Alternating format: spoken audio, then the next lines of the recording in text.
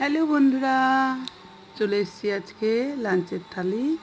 কিন্তু আজকে খুব হালকা পাতলা ঝোল। এটা অনেক দিন আগে করতাম, পুরুলিয়ায় থাকতাম, তখন বেশি খুব সবজি খেতাম।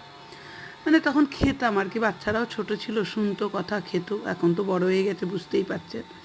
যাই হোক, অনেক দিন পর আমার মনে হলো রোজ রোজ পাবদা মাছ, তাও আজকে এক পিস ছিল পাবদা মাছ আর কি, কালকে।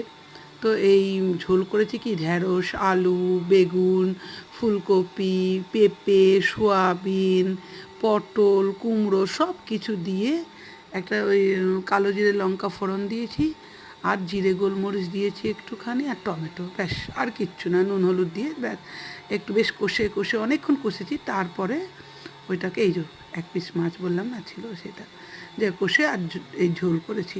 এত টেস্টি খেতে, মানে আমার আজকে এত ভালো লেগেছে।